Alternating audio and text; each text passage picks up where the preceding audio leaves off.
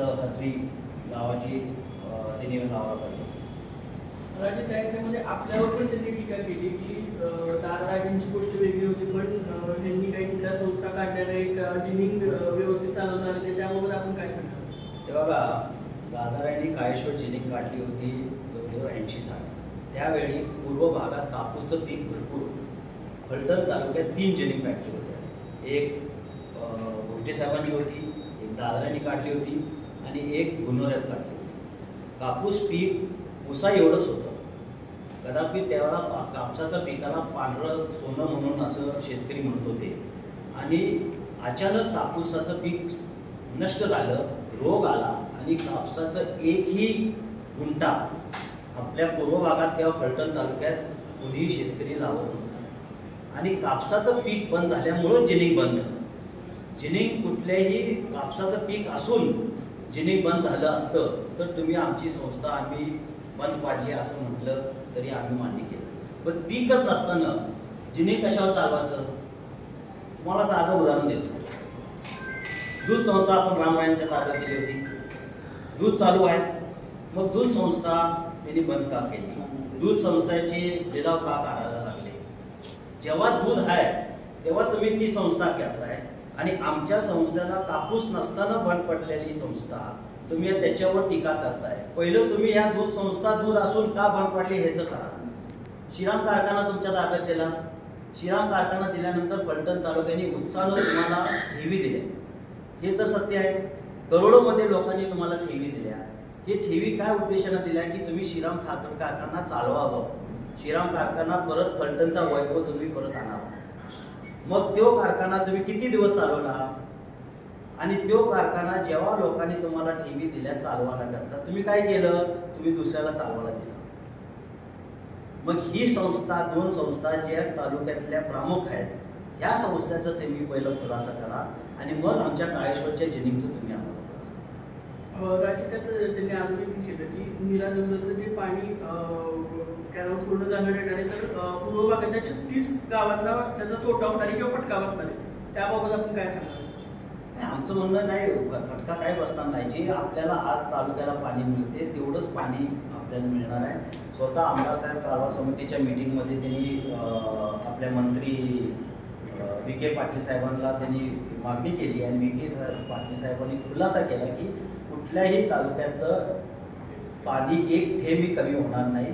उलट वाढलेलं पाणी कसं वाटप करणार त्याच्यावर ते कारभार समितीवर चर्चा करून किंवा त्यांच्या पद्धतीने ते पाणी वाटप करणार. 36 गावचं पाणी कमी होणार नाही, तिथलं ऊस क्षेत्र वगैरे काही कमी होऊ शकत नाही. रामराय साहेबांनी त्यामध्ये सांगितलं, पण ऊसाचं क्षेत्र वाढलंय ते परत कमी होईल किंवा अशी त्यांनी त्याच्यामध्ये टीका केली. सांगोल्याला पाणी जाणार. बघा, रामराय सारखा सिनियर माणूस सारखा आम्ही वैयक्तिक कधीही कुणा टीका केली. आजही आम्ही वैयक्तिक त्यांच्यावर टीका करत नाही. आम्ही नुसतं त्यांचे प्रश्नाची उत्तर तुम्हाला देतो. ते जे समजतात की मी पाण्याच्या संदर्भात त्यांची PhD आहे आणि त्यांनीच असं बोलावं, तुम्ही त्यांनाच विचारायला पाहिजे ना, कसं पाणी कमी होणार, काय कमी होणार. ते पण होते कारभार समितीच्या मीटिंगमध्ये. मला आमदार साहेबांनी म्हणजे आपले नेते रणजितसिंह निंबाळकर यांच्यावर पण रामराय साहेबांनी बरीच राजकारणामध्ये टीका केली. त्याबद्दल आपण काय सांगाल? त्यांनी वैयक्तिक टीका करणं टाळावं. कारण आपल्या खासदारांनी स्वतःच्या हिमतीवरती उद्योगधंदे चालवले. स्वतःच्या ताकदीवरती स्वतःची ताकद तयार करून या तालुक्यातल्या तरुण वर्गाच्या हाताला काम मिळावं, स्वतःच्या जीवावरती स्वतःचा कारखाना उभा. दुसरा दोनंदा एक नवीन प्रोजेक्ट, फूड प्रोसेस म्हणता नवीन प्रोजेक्ट आंबोलीला उभा केला आणि तो सगळे दोन्ही प्रोजेक्ट अतिशय चांगल्या पद्धतीने चालवले. मग कारखान्याचं बिल मिळत नाही तर येणाऱ्या 3 एप्रिलपर्यंत म्हणजे गेल्या वर्षीपर्यंत कुणाचं ऊसाचं बिल राहिलं आहे का, तर कुणाचाही 1 रुपया राहिला. कुणाचाही शेतकऱ्याची सिंगल तक्रार आमच्याकडे नसते. नंतर ह्या वर्षाचं सुद्धा बिल जे राहिलेलं आहे, 1-1.5 महिन्याचं बिल राहिलं आहे, ते सुद्धा 3 एप्रिलपर्यंत सगळं बिल शेतकऱ्यांच्या खात्यावरती जमा होणार. आतापर्यंत कारखाना तर चालू आहे आपला, 5-10 वर्ष झालं कारखाना आपला अत्यंत चांगल्या पद्धतीने चालू आहे.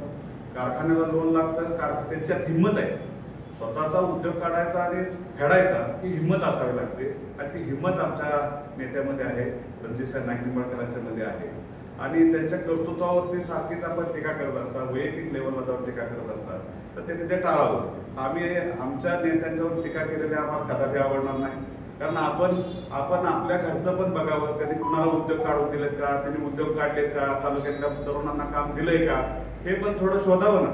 स्वतःकडे पण लक्ष द्यावं. दुसऱ्याकडे बोट दाखवत असताना आपण स्वतः काय तालुक्यासाठी उद्योग स्वतःचे काय उद्योग तयार केलेत काय. कमी सारखी कंपनी आपल्या तालुक्यात आहे, काय ती चालू आहे, कामगारांच्या बाबतीत काय काय घडते, हे सगळ्या गोष्टी आपल्याला माहित आहे आणि कामगारांनाही माहित आहे.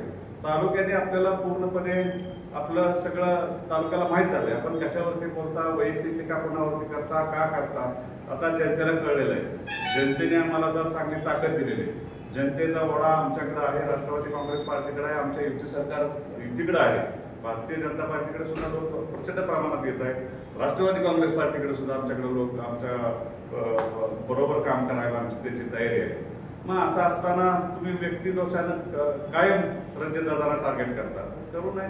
त्यांनी स्वतः धंदे काढले, स्वतःचे धंदे, त्याच्यात खर्च किती असू दे त्याच्यात फेडायची सुद्धा हिंमत त्यांच्या अंगात आहे. तेव्हा आपण त्याची काळजी करू नये. आपण फेडणार नाही कर्ज रणजितदादाच फेडणार. त्यामुळे जनतेला कर्ज किती आहे, काय किती आहे, कारखाना अडचणीत कसा आहे, काय, ह्या गोष्टीवरती त्यांनी बोलूच नाही. त्यांनी स्वतः काढले धंदे, स्वतः फेडलेले आहेत. कुणी फेडायला आलेलं नाही किंवा तालुक्यातल्या शेतकऱ्यांच्याकडून पैसे गोळा करून ते काय कर्ज भरले नाही किंवा कर्ज फेडले नाही. तेव्हा आपण दादांवरती, आमच्या नेत्यांवरती टीका केली आपण, तर ते आम्ही कदापि खपवून घेणार.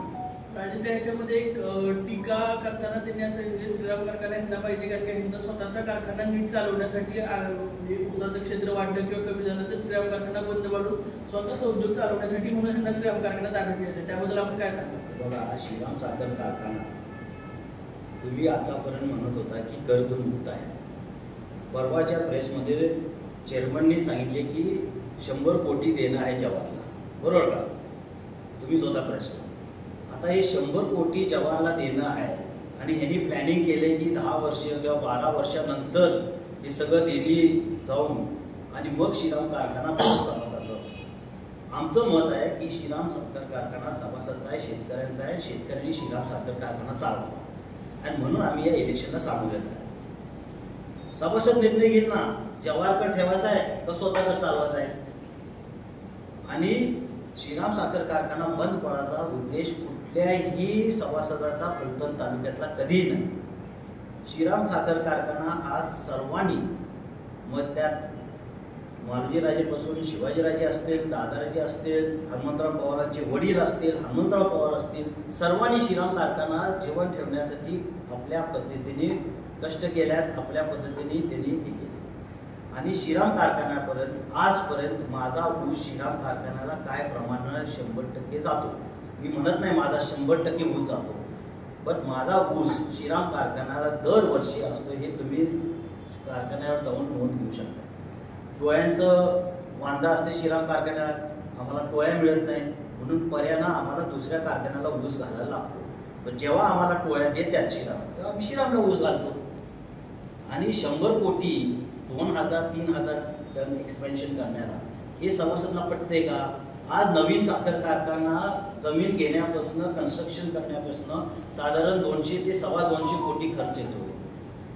आणि तुम्ही जुन्या मशिनरी जवानने आणल्या तिकडच्या आणि हिथं लावल्या आणि तुम्ही आमच्यावर 100 कोटीचं सभासद कर्ज लागताय.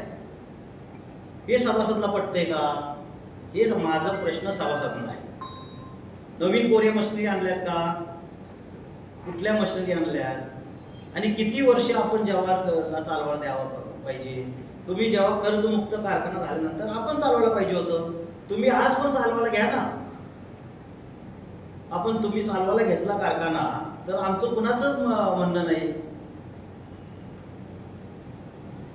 माझा आमदार साहेबांना पुढचा प्रश्न होता की त्यांनी टीका करताना रणजितदादावर अशी टीका केली की कुठेनी स्वराज डेअरी घेतली आणि त्याच्यानंतर कुठेची अवस्था वाईट झाली, ते आता जेलमध्ये आहे, त्यांच्यावर ईडी वगैरे आहे. त्याबाबत आपण काय सांगणार?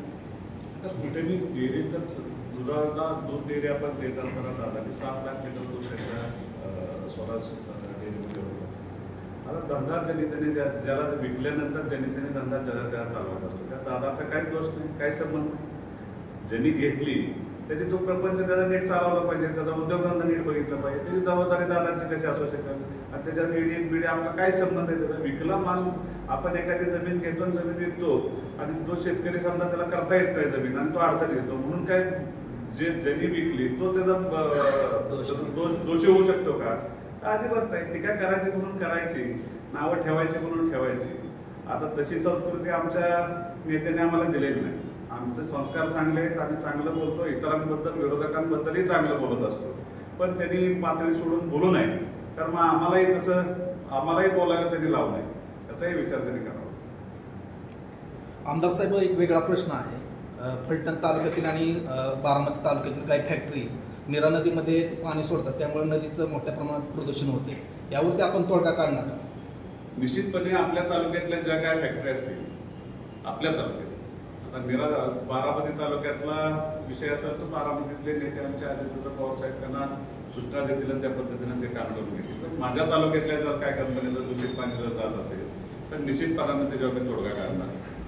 तसं असेल तर तसं आपल्याला काय माहीत असेल तर मला सांगावं, तर प्रत्यक्ष जाऊन पाहणी करून त्याच्यावर. नदीवरती आता वेगवेगळे आंदोलन होत आहेत त्या ठिकाणी आणि सगळे मासे आहेत ते मेलेल्या प्रमाणात त्या ठिकाणी दिसतात. असं काय आता तर काय निदर्शनास काय आले आहेत? आता सोशल मीडियावरती व्हिडिओ व्हायरल होते. प्रदूषण मग भयंकर होते निघाले. हां, ठीक आहे.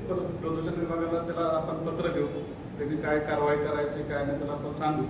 जे योग्य त्या कंपन्या जे कुणाची असेल, माझी कंपनी असेल तर माझ्यावर कारवाई करायची मी तशी सूचना अधिकाऱ्यांना देईल. बावनकुळे साहेबांनी स्वतः बघून त्याचा रिपोर्ट मागितलाय, अधिकारी सगळे हजर होते. कशाचा? आता पुन्हा त्या निवडणुकीचं बघू, आपण माहिती करून तुम्हाला देतो. त्यातली पूर्ण माहिती मला नाही. तुम्ही मला माहिती द्या. निश्चितपणाने आपल्या भागातल्या ज्या काही कंपन्या असतील त्याला आपण जाऊन मेहता साहेब आपण स्वतः जाऊन भेटू आणि ज्या काही अडचणी असतील ते आपल्या भागातल्या कंपन्यापेक्षा त्या निर्णयाच्या ठीक आहे. अजितदादा पवार साहेबांना आपण ती कल्पना देऊ, सांगू त्यांना. ते निश्चितपणाने दखल त्याची घेतली, त्याच्यापूर्वी त्यांनी घेतली होती. कंपनीने प्रश्न आहे, कमीचा जो आपला मुद्दा विधानसभा निवडणुकीत गाजला कामगारांचा, त्या कामगाराचं पुढे काय झालं पगाराचं? पगाराचा तर पगार त्यांचे वाढवले, तिथून 2-3 हजारांचे पगार काहीतरी वाढले. आमच्या चर्चा चालू आहेत तशा पद्धतीने. आधीच रायसाहेब एक प्रश्न आहे, रामराय साहेब आता राष्ट्रवादीतले आहेत का? टेक्निकली रामराजे राष्ट्रवादीत आहे.